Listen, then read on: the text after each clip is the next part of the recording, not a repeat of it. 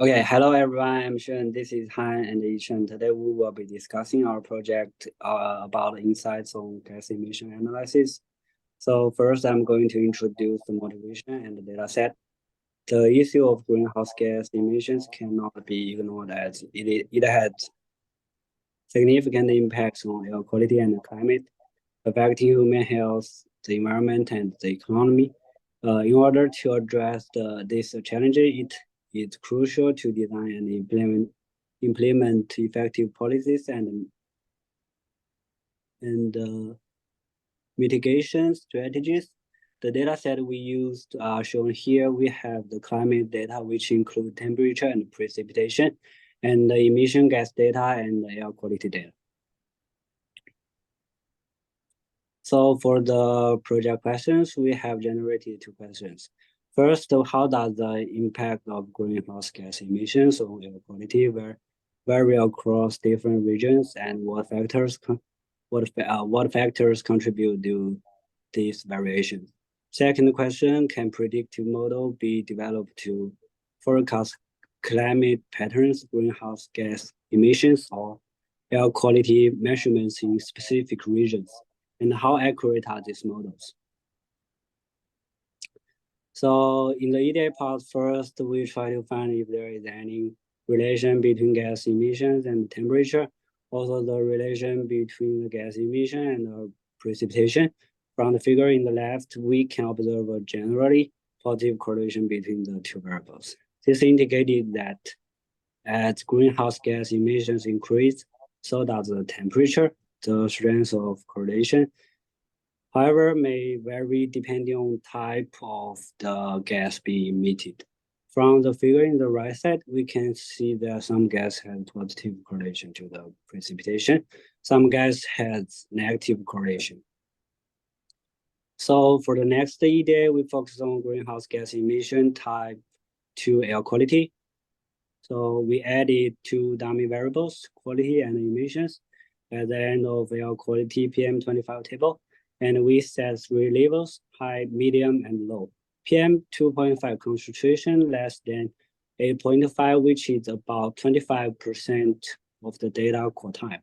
And this is defined as higher quality.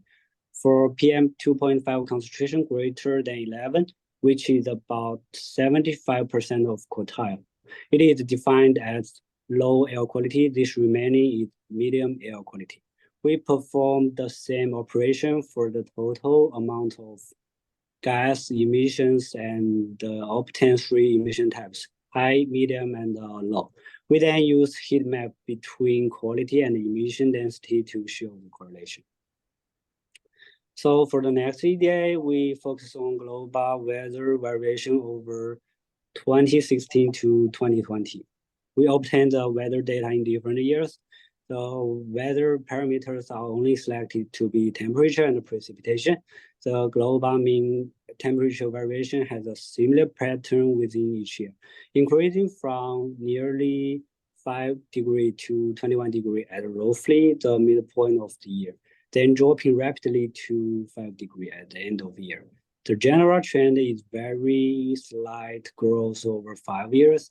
The mean precipitation is even within a year, except for some specific days when the precipitation is extraordinarily high. The overall precipitation has a fluctuation between 0 to 60 without a sign of increasing or decreasing over the 5 years.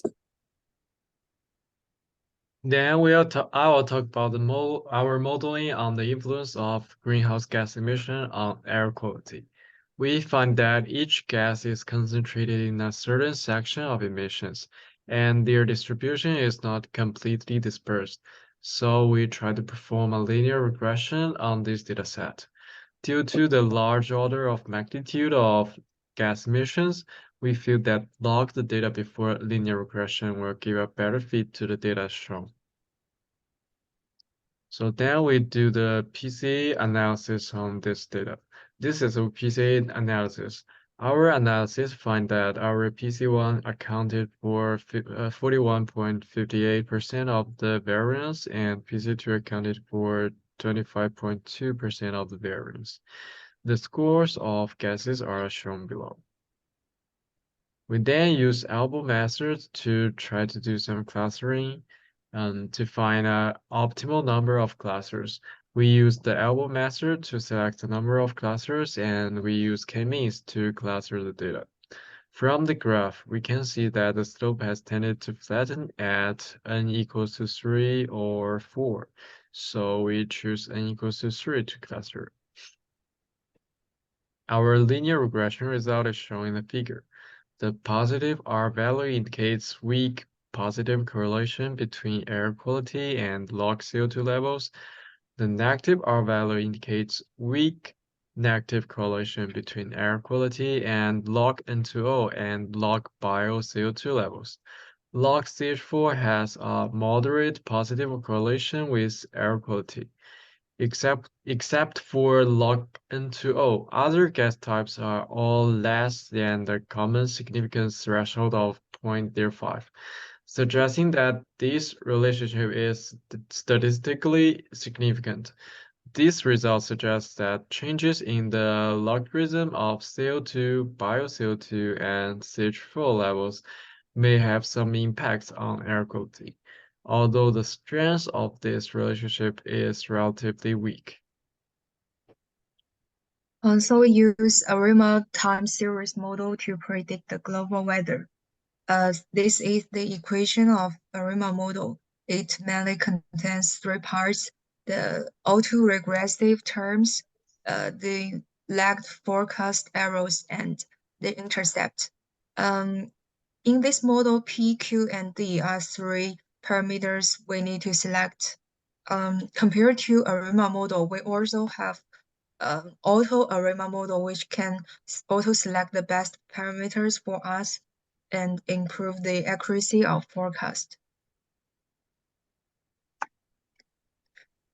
This is a procedure of auto ARIMA model.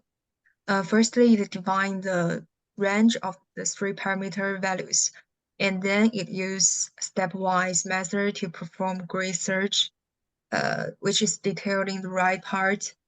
For different combination of these three parameters values, it compute the AIC, which is a criterion for evaluating the model.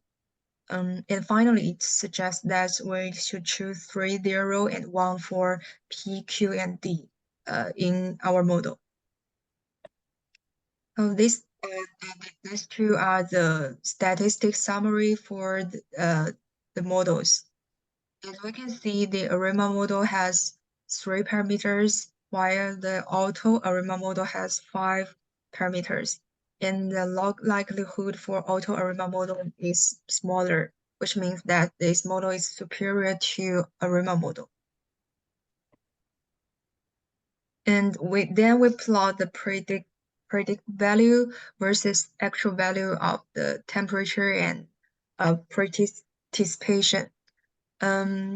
So as we can see in ARIMA model, there's just a flat line of our predict value. However, in auto ARIMA model, we can predict the general trend throughout the year. However, it is poorly when regarding to the turning point throughout the year, which is a restriction of ARIMA model. And we also compute the RMSE and MAE to evaluate the model. For the temperature prediction, the RMSE is 22 and MAE is 0.6. And for precipitation, the RMSE is 16 and MAE is 12. So the conclusions are, firstly, the CO2 and N2O capture the most significant variations within the data. The ARIMA model shows an increasing trend of temperature for the next year, and the ARIMA model is flat for the next year of precipitation.